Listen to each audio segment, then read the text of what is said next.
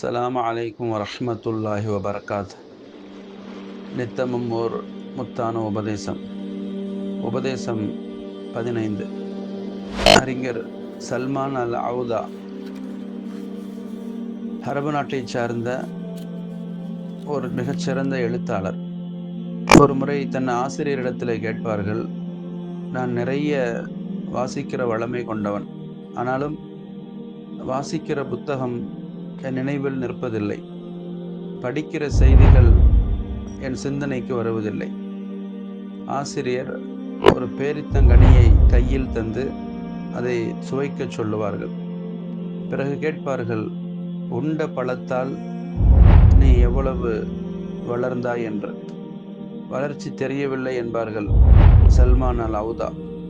ஆசிரியர் சொல்லுவார்கள், நீ உண்ட பழம் உன் உடல் உறுப்புகளோடு மூடுருவி கலந்து உன் இரத்தமாக சதையாக, உன் எலும்பாக நரம்பாக, உன் ரோமமாக நகமாக எல்லாம் உருமாறி இருக்கிறது, ஆனாலும் உன்னால் உணர முடிவதில்லை என்பார்கள்.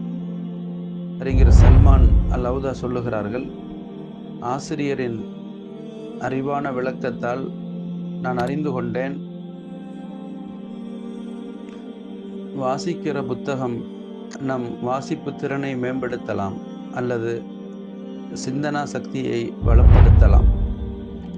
இன்னும் நம் எழுதும் போங்கை மாற்றி அமைக்கலாம் அல்லது எழுத்து பாணியை மெருகூட்டலாம். இன்னும் கெட்ட குணங்களை நம்மிடமிருந்து களையலாம் அல்லது நற்குண நாயகர்களாக நம்மை மாற்றலாம். ஆக சுருக்கமாக, உண்ணுகிற உணவு உருவாக்கும் மாற்றங்கள் உணர முடியாததைப் போல, வாசிக்கிற புத்தகம் நம்மில் விட்டு செல்கிற மாற்றங்களும் விரைவாக விளங்க முடியாதது என்பதை விளங்கிக் கொண்டேன் என்பார்கள்.